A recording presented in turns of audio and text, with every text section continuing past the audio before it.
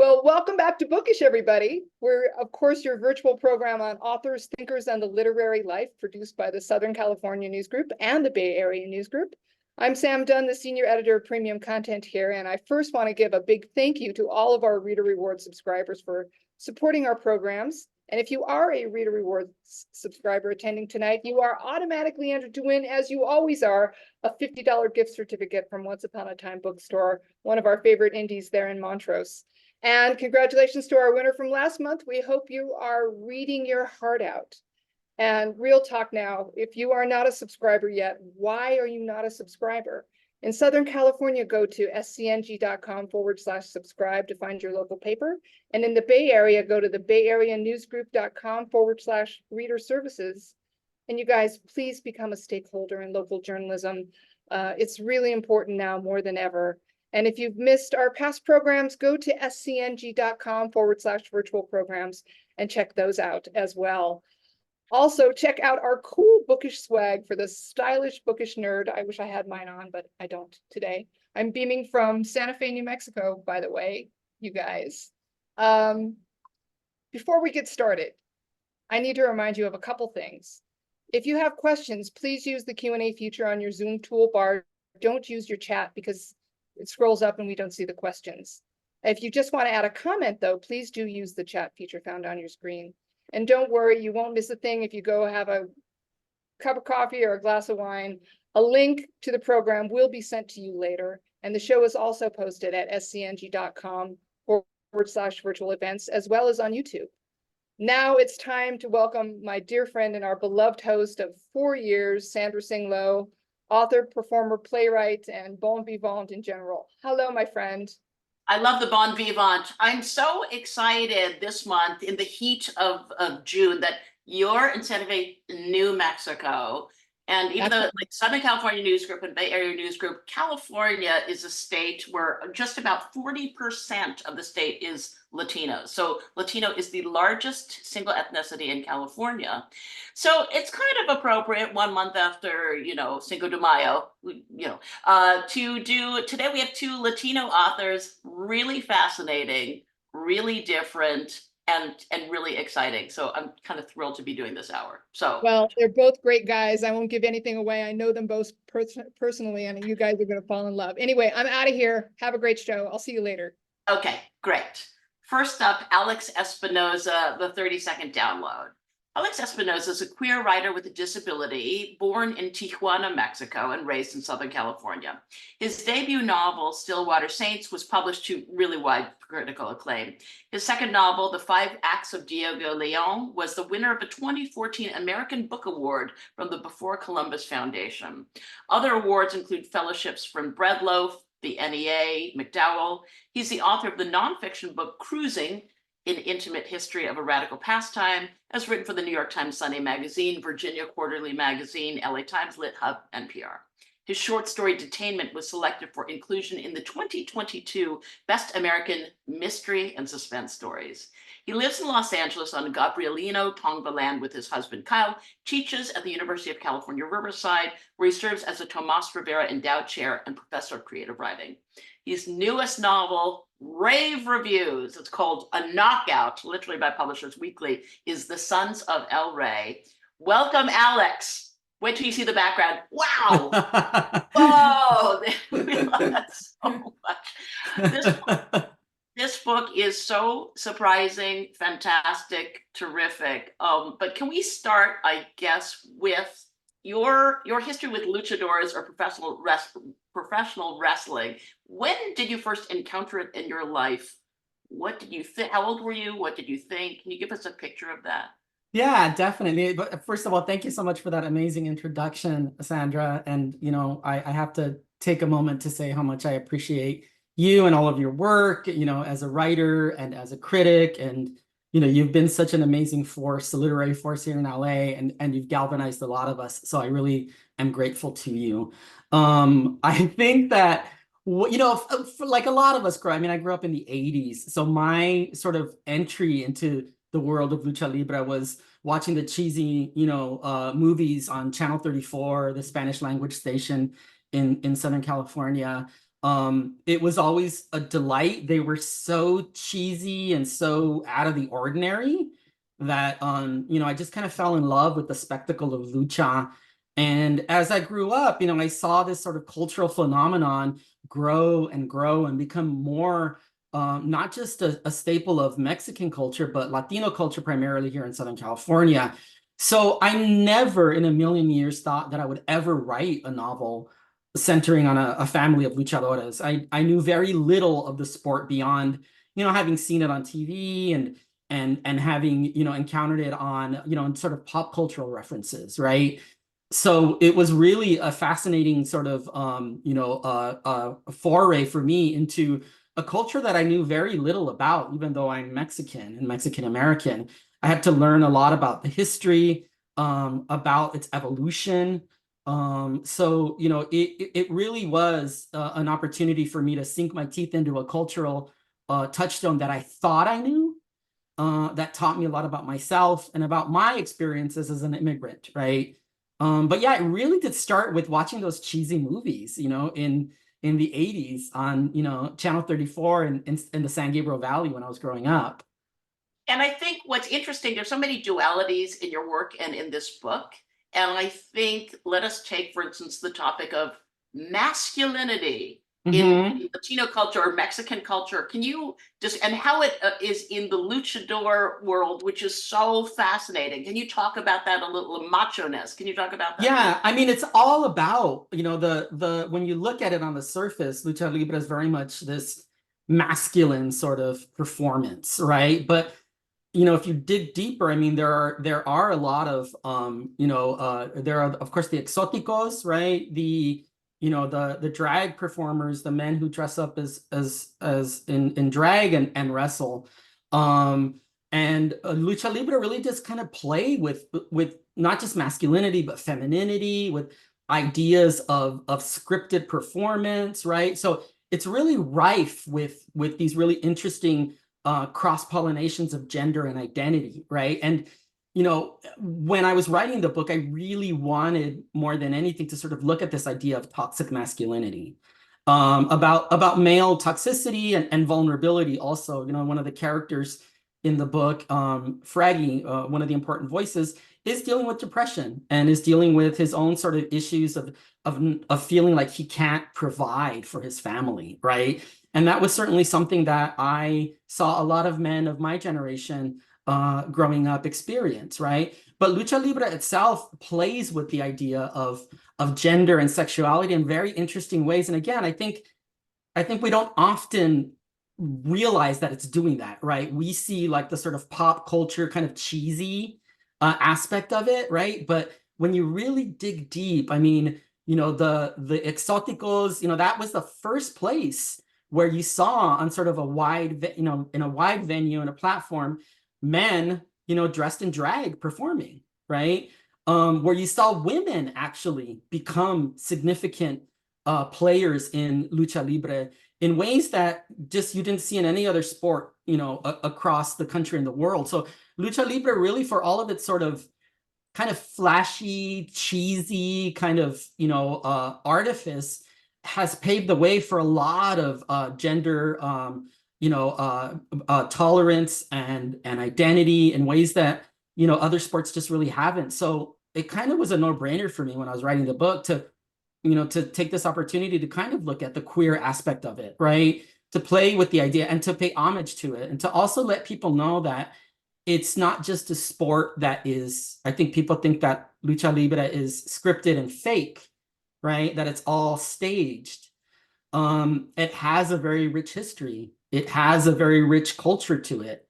And it's provided many athletes opportunities to really become famous. And it's a legitimate sport, just like any other one.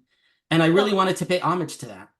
And you do, and I think to pick up two things you said, you've talked about there's toxic masculinity in the book, which is interesting because not all of it is, I would say, just one interpretation. It's not all straight male toxic masculinity. And there's so many stories that you weave together that are fascinating. And so there's a gay subculture also, and this is a family show, so I won't go into all the details, but of the notion of the duality of being brown, which is sort of an outsider, but is also can be exotic and powerful, of certain fantasies that some of the white men have, that a gardener comes and attacks them. I mean, it's so horrifying, and it's hilarious, and it's like fascinating. And I think the way that you weave together that and the women's voices also, because the women are pretty tough. And I think it's just so fascinating the way you weave these things together. Well, thank you. Thank you so much. Yeah, it was important for me to, I think one of the things I also wanted to sort of explore was the idea in which I think specifically the brown male, the immigrant body, particularly the brown male immigrant body, is through forces of, that are out of their control, socioeconomic, cultural, racial forces, their bodies get sort of mangled, right? And distorted, right? I saw that happen to my father when he came to the US and was working, right? He worked in a factory for many years, and that struggle, right, really changed his body and his psyche. And I really wanted to center that idea. And this is the first book, the first literary novel that centers lucha libre as a sort of metaphor, right? And it's not just, the characters aren't just, fighting in the ring, they're fighting outside of it also. It's all a struggle. And I really wanted to sort of explore this idea of these characters who are constantly having to make these really difficult decisions just to survive. Well, it's a literary novel about wrestling, which is amazing. But of course, there's a tip-off. It begins, of course, with a Roland Barthes quote, which is more literary. In the ring, and even in the depths of their voluntary ignominy. Ooh, Chinese Lutheran pronouncing. Wrestlers remain gods because they are, for a few moments, the key which opens nature, the pure gesture which separates good from evil and unveils the form of a justice which is at last intelligible. That's such an incredible quote with your book, that it's both artistry, but it's also metaphysical. It's almost justice. Can you just talk about that a little bit? Yeah, I mean, I think for a lot of, in exploring the sort of the culture of lucha libre, the luchadores kind of become, in a lot of ways, manifestations of the struggles that the people that are, cheering them on are facing, poverty, corruption, and in a lot of ways, the luchadores kind of become the sort of lightning rod, right? They're the embodiment of those things, and they take that for the community, right? And I that Bart quote was really important because I sort of wanted to look at the ways in which these individuals, right, become almost superhuman, and through their bodies, right, have to take in the sort of the pressures of all of those things that the people that are watching them and cheering them on are exhibiting, right? There's people like El Santo, right? El Santo was this almost like mythic figure. He became a legend in Mexico. I mean, he was on a stamp. El Santo went to the grave with his mask on. Nobody ever saw his true face. And to this day, he's still revered as almost a saint, right? And I really sort of that Bart quote really did get me, because I did sort of want to explore the idea of these wrestlers who, through their humiliation, right, through the spectacle, right, through the performance, are the ones that are really taking it, right? They're really, really, really out there battling for the people that are cheering them on. And it's a really beautiful thing. It's a really, a noble thing. And again, I wanted to get past the sort of cheesy, Jack Black, Nacho Libre sort of aspect of it that I think a lot of people are used to, and really sort of pay homage to it and say, this is such a noble act, and these wrestlers do get injured seriously. And, it's a really intricate, really difficult sport that has a long, tangled, rich history that is, one that I think a lot of people don't really recognize. We see the sort of corny aspect of it, but it's so much more than that. And I wanted to sort of legitimize it. Yeah, no, it's beautiful to read, and of the costumer who does wedding dresses and luchador outfits. And actually, this is much simpler. I think also that you've talked about you know, that sometimes as writers, it's kind of like there's a big, you know, history of white writers, and then that's the center, and then the brown writers are looking in. What I love, one of the many things I love about your book is you center this brownness, the Latino experience, and the way you do it so specifically in LA is you have a section about Whittier Boulevard.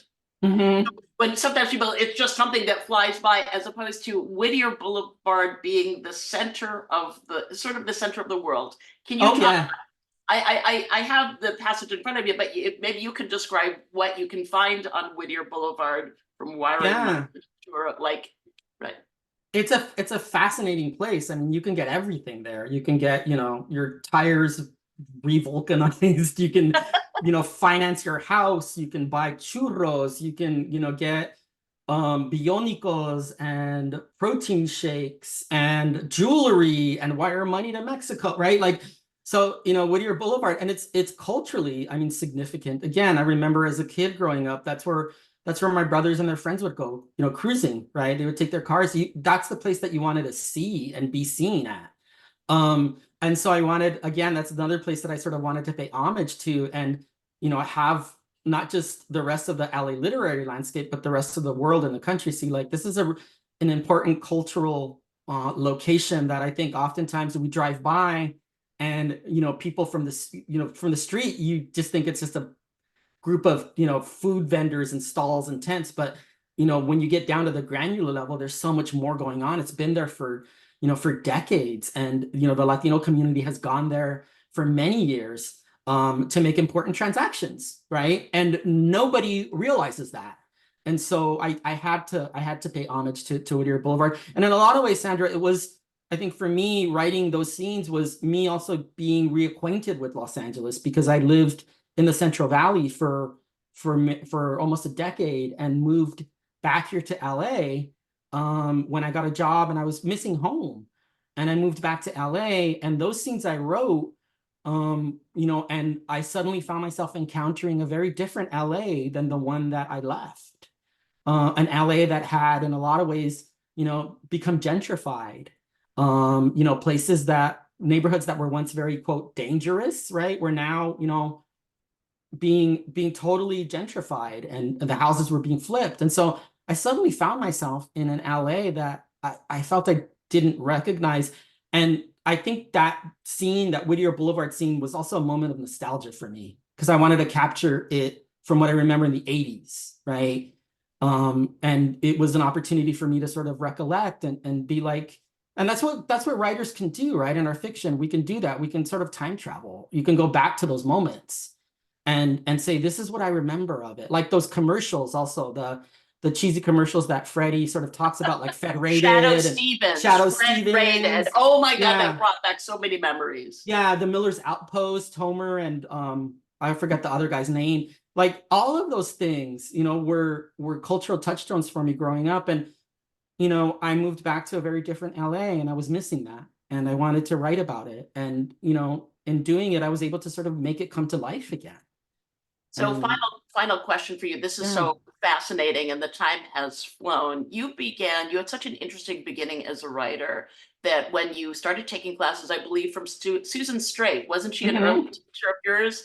And that you didn't, as you said, you wrote things, and people said you should be a writer, and you didn't quite even know what that meant. So you would like fold t-shirts in the afternoon and then go, and the idea of like, you can be a writer, sort of, that you didn't have those role models, and then became that. So, and you now teach and you mentor a lot of students who are new, also first generation getting into writing. Do you find it inspiring to pass on that legacy? Are there tips that you give them now that are similar to what you did before, or different, or how do you inspire that next generation? Yeah, I think, you know, I mean, I always tell, I think students come to the class with these sort of ideas of what a writer is. And, you know, I try to demystify it in a lot of ways, the way my professors, you know, that I value demystified it for me. You know, one of the things I always tell them is I grew up in a household with no books. You know, we just didn't have books. And you know, all my first attempts at writing were always, you know, I would write these like stories that were always set in England. And there was always like fog and references to like cemeteries. And here was this Mexican kid growing up in the San Gabriel Valley in the 80s, right? Like, but that's what I thought a writer was supposed to write. It wasn't until I got to community college that I encountered writers of color, right? And suddenly there I was on the page. So that was an epiphany for me. And I tell my students that. I always tell them, like, understand that I came into this not with all of these big words or lofty ideas that we always automatically assume writers must have. I came into it with this idea that I wanted to really write noble stories about people like me, you know, about people like my family. And I really wanted to legitimize their lives and experiences. You know, I tell my students that they don't have to look far to write stories that really matter. That, you know, their stories happen everywhere in the most mundane of neighborhoods or places or locations. It doesn't have to be somewhere exotic.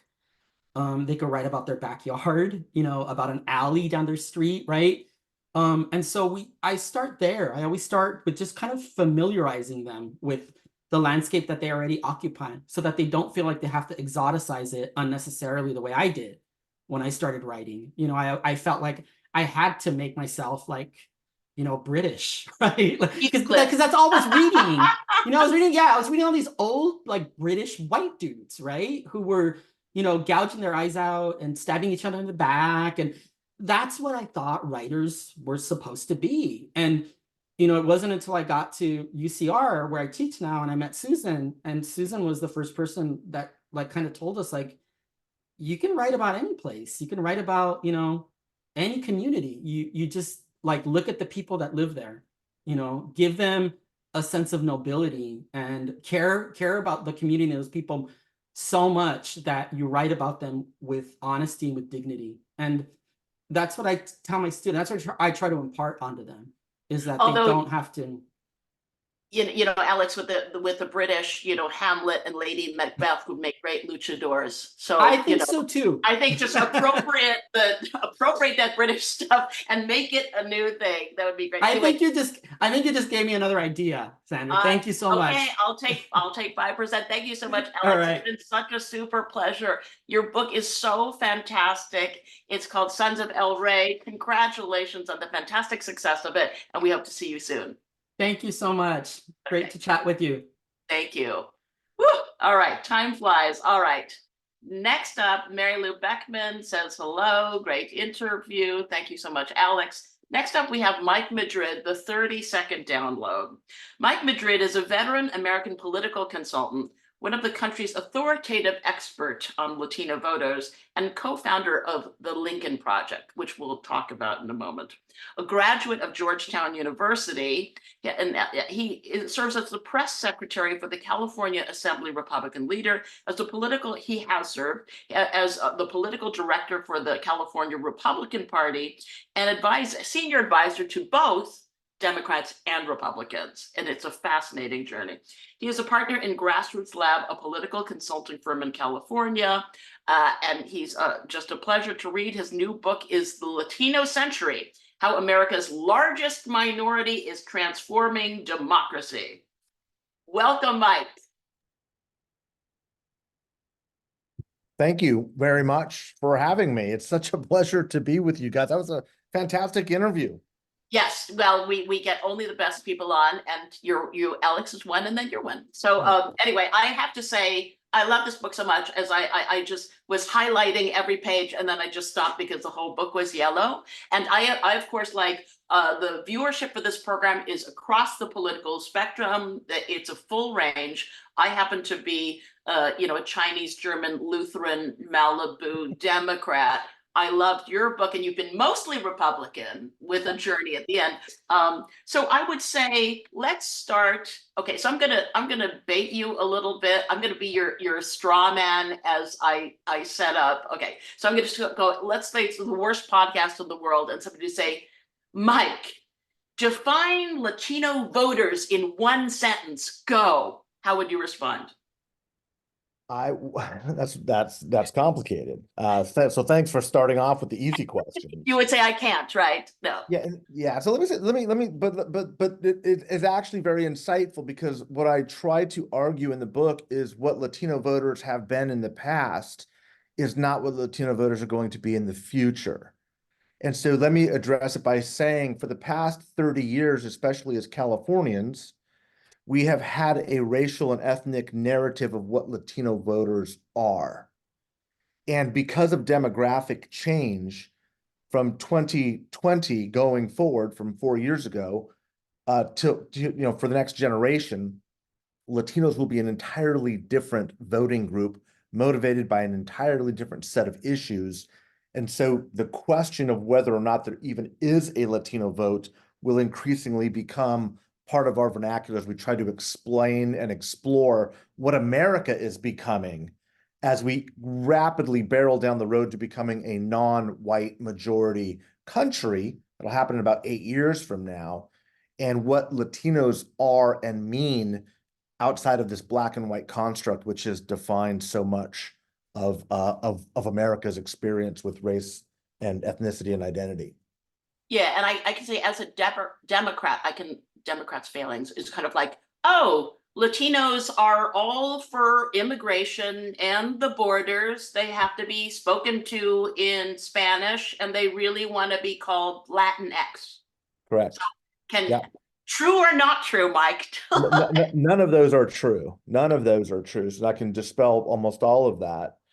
Is about 85% of Latinos consume all of their political information and news in English. The most rapidly growing segment of the Latino vote is now third generation, decidedly different than those of us who came of age during the Proposition 187 era and issues about the undocumented. You're seeing Joe Biden with the executive action he took to kind of limit asylum, a 180-degree shift from where Democrats have been for 30 years, in large part because of Latino voters are decidedly different and supportive of the measures that he took. Completely diametrically opposed to where Latinos were in the mid-1990s. And it's also a very young, optimistic community. We'll talk a little bit more about that, I'm sure, but what I'll say is, about half of Latino voters have come onto the voter rolls since 2008. Is a remarkably young electorate. Over 80% of those voters are US born, most of them third generation. So this is, again, English speaking. They view themselves overwhelmingly as typically American. They don't identify with that first gen mindset, which is kind of cemented as the framework for which Latino culture is identified. That's really no longer true. And it's becoming less so every day. And you're starting to see voting behavior rapidly take that on. That this rightward shift that we have been all aware of did not begin in 2020. It began after the 2012 election. It's been happening for over a decade. It's just happening so big and so fast now that it's hitting crisis proportions. And that, frankly, is why I decided to write the book, is that the Democratic Party is missing all of this. They're doubling down on these old stereotypes, these old narratives of who Latinos were.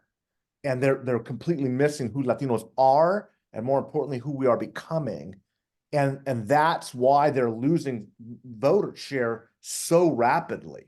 And it's look, I'm a Republican, but I'm very anti-Trump Republican, as you know, with the Lincoln Project. And the only way this Republican Lincoln Project I could be listened to was if I wrote a book and started raising the alarm bells.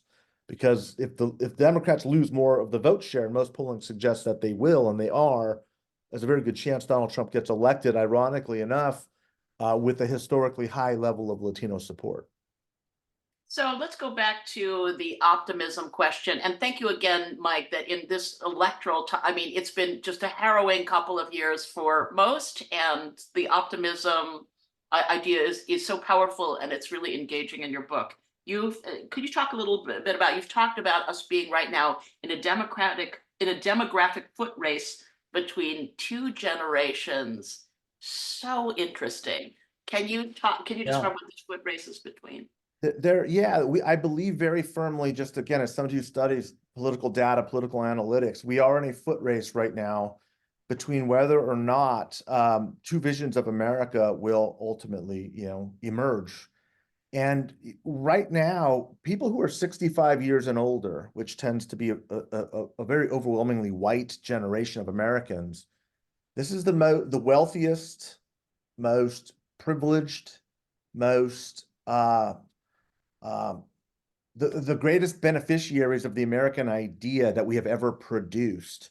Lifetime relative peacetime for most of their lives, has the most negative views of America of any generation polled ever. And at the bottom of the age chronology rung are these younger, poor, browner Latinos who have the highest levels of optimism and confidence in our institutions and trust and belief in things like the academy, higher education, the military, government, the media, the church. All of these institutions that are required to make society work are absolutely embedded in Latino culture and really a commitment to one another, which is really what's sorely lacking between these two generations. And the foot race I'm talking about is 10,000 Latinos turn 18 every day. There's 4 million new Latino voters from the year 2020. I mean, it's a jaw-dropping number. And every day, 7,500 Americans leave the planet to another place in space.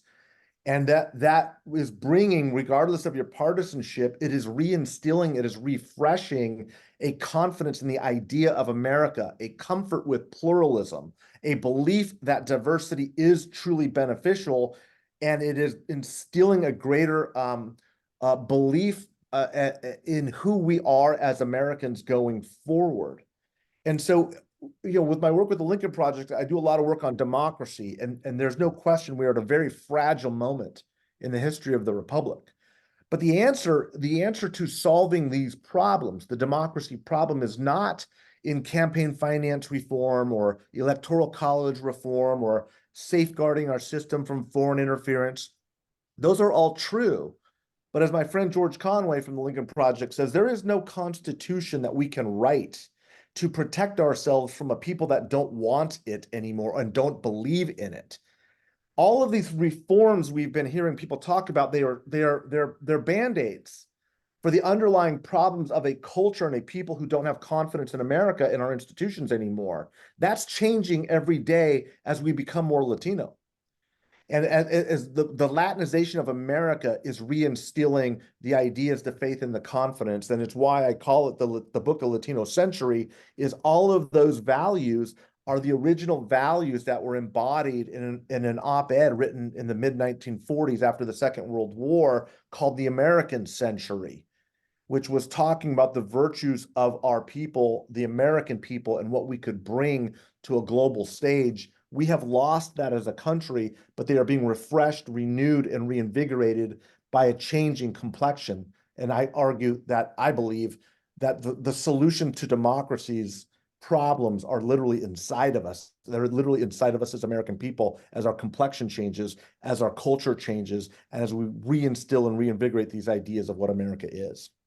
Well, it's a fascinating book. Not only are you a brilliant political strategist, and even that moment of that play in 1908 called The Melting Pot, which was so celebrity. There's no such thing as a hyphenated American. There's an American that's a melting pot of these things, which, as you note, is almost surreal to think about now. It's also, this book is such a pleasure to read, of the Latino Century, because it's also partly a memoir of your growing up, which is so engaging. So I wonder if you could tell our viewers a little bit of your family tree, starting with your grandparents, your childhood, what that looked like. Yeah, and it's so beautiful to listen to Alex being interviewed first, because we're probably similar. We both grew up in Los Angeles area in the 1980s, but had very different trajectories. And that's part of the beauty of our people too, and the beauty of our story. My grandparents came, on my mother's side anyway, from Sonora and Durango, which are northern states in Mexico. Desert people, as I say, which is very important. They came here during the Second World War, during an industrializing wartime economy. Both of my grandfathers were mechanics. working on airplanes and military vehicles to support essentially the war effort as Mexican immigrants. My father, went to Cathedral High School in Los Angeles, and joined the Navy during the Vietnam War, signed up to serve, and And came served with, I back. think it's John Kerry, right? Yeah, That's amazing. he served on a cruiser, yeah, in the South China Sea, and he and John Kerry were shipmates on a very small ship. Um, he came back to Echo Park to raise his family in the same apartment building, fourplex that he was raised in, and my mother, and grandmother lived in and moved all into, and had a multi-generational family experience. But they realized they wanted to get out of the city. So what they did was they literally drove north as far as the freeway would go. My father did on a lunch break, and he hit this little town called Moore Park out in the middle of Ventura County, which was a small Mexican agricultural town in 1971. It was a city of about 2,500 people or so, overwhelmingly Mexican American. And Moore Park, was very formative for a lot of reasons. But one of the main ones, and this was not in the book, but Moore Park was the only city in California during the 1980s that was becoming less Latino, less Mexican American, because the white people were building McMansions and suburban tracts all around this small Mexican community. And so I had my Mexican identity at home. I had to learn to be less so every day as it grew white around my city, but California around that was becoming more Latino. So I had to really learn how to navigate my identity in a very sophisticated, complicated way. And I think that made me a better political consultant because, as I also mentioned, all of the field workers in the orchards, the name Moore Park, by the way, is the name of an apricot. Literally across the street were apricot field or orchards. And so the workers would come, and that I was very close to it and related to that identity. But in the year that I graduated from high school, the Reagan Library was built on the mountainside overlooking those fields. And that contrast between the Reagan Library, that conservative republicanism, and the field worker and the plight of the migrants were in the same frame of my life, completely relatable to both of them. And I've tried to stitch those two together. And it's why somebody mentioned earlier that cover art for the book is a painting of mine. I'm a painter also. Yes. It's the first time, I think, in Simon & Schuster's 100-year history where an author also painted his own book cover. And so I visually tried to blend culture visually. And now politically, it's been my life's work is how do we get along? How does this all work? How do Latinos come from a completely different cultural mindset lead America into this next century? And that question has perplexed me since I was a very young man, and we're right at the cusp of this year of seeing which direction it's going to go in. It's such a rich childhood, and how you just described it is so rich. And I love the scene where your abuela, your grandmother, finally comes from Echo Park to Moore Park and says to your mother, "This is awful." Yeah.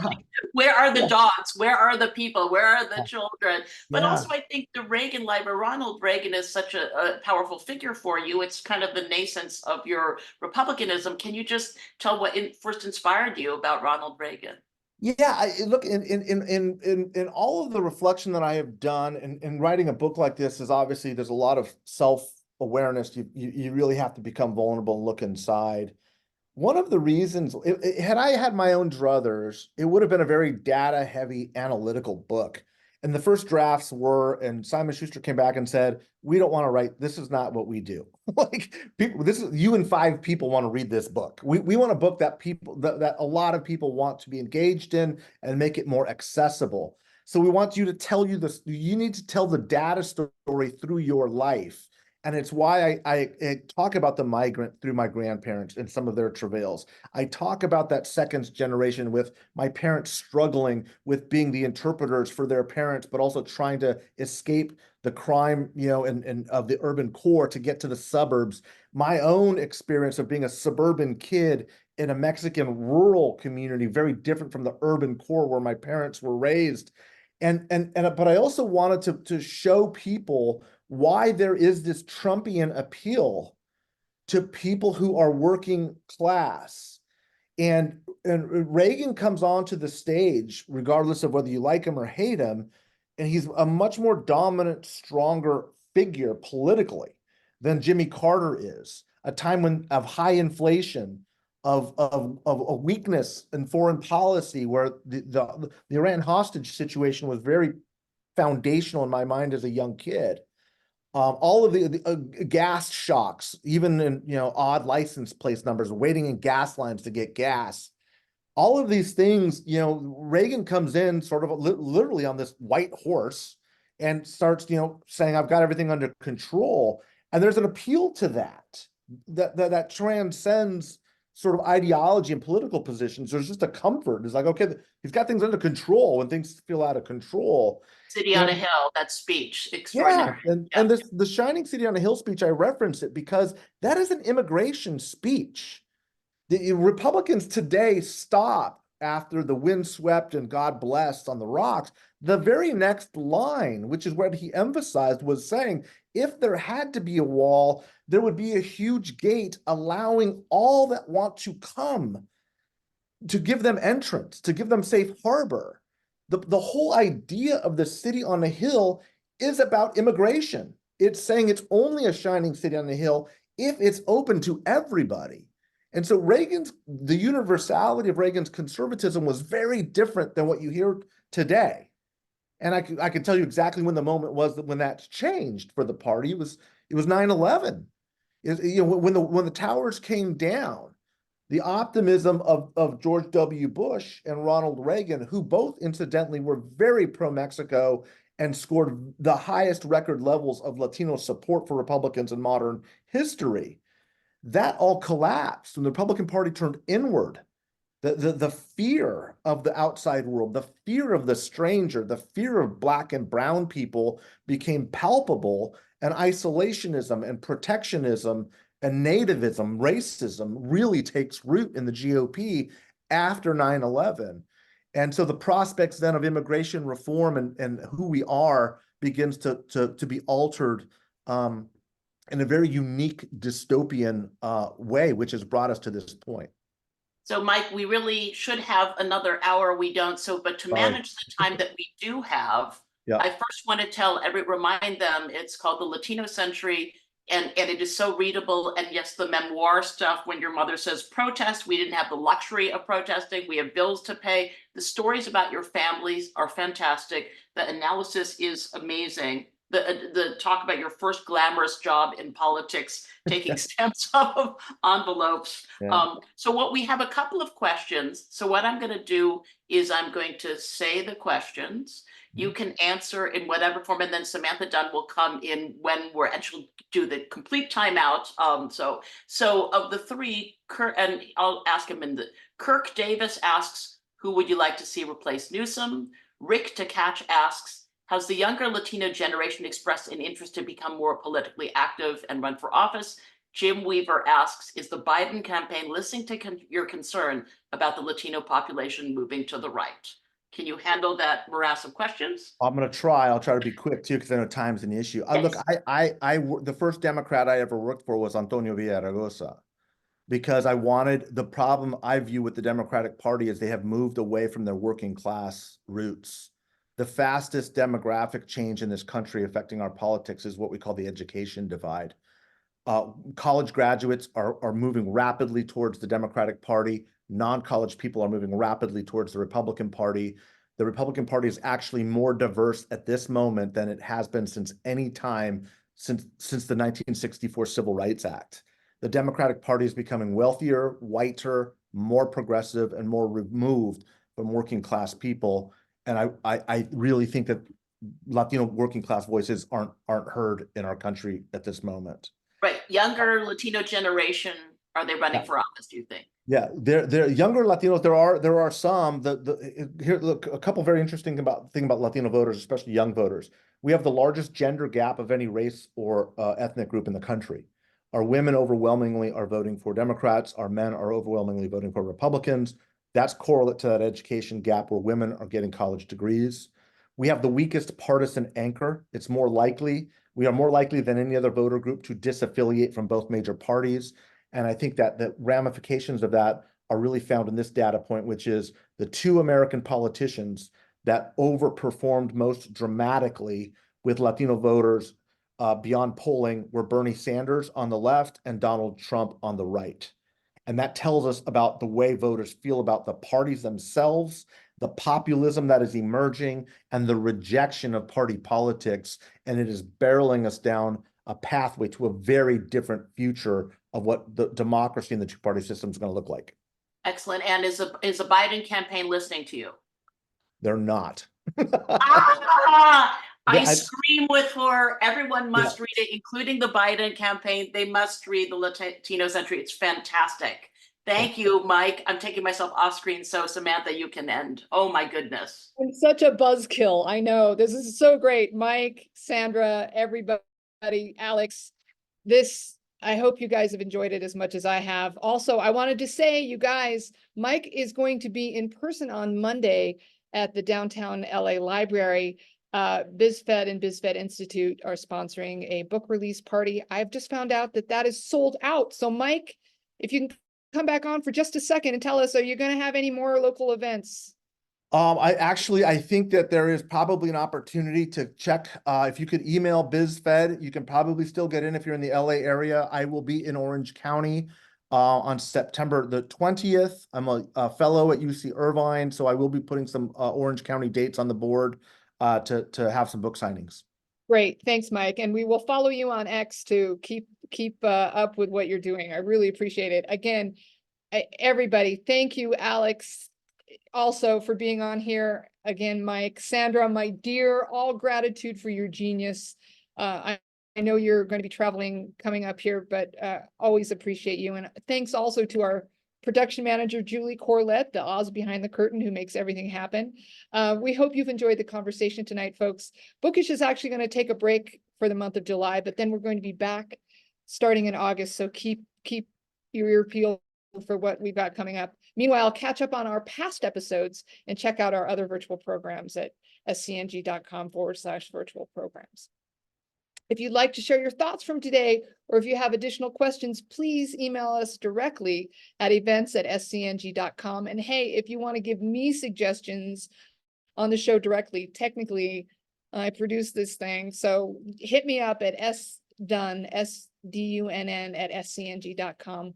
Remember, you can always find great coverage on books in our newspapers every single day and on our websites. Here's books editor Eric Peterson to tell us what's coming up. Have a great night, everybody, and hasta la próxima. Hey, everybody. Thanks for having me on here. I want to tell you about The Case of the Missing Men. I spoke to the creators of this graphic novel series. It's wonderful. It's been described as Nancy Drew meets David Lynch, which, if that sounds interesting to you, you should read it. It's wonderful. They've been friends since they were 6 years old. They're still friends. It's terrific. I love talking to them. Also, we've got an interview with Joyce Maynard. She's talking about her new book. We've got more with Alex Espinoza. That's a wonderful piece. I also have stories on the author of Tarantulas, which I hope that you'll check out. And also, if you haven't read our piece on the author of One of Our Kind, please. And then we've also got some previous books that we have talked about. You can catch up on all of that in the book section or in the newsletter that I do every week. The book pages, it's easy to sign up for. It's free. It's not painful as far as I know, except for me. So I hope that you'll check it out. Thanks for coming by, and I'll see you next time. Take care.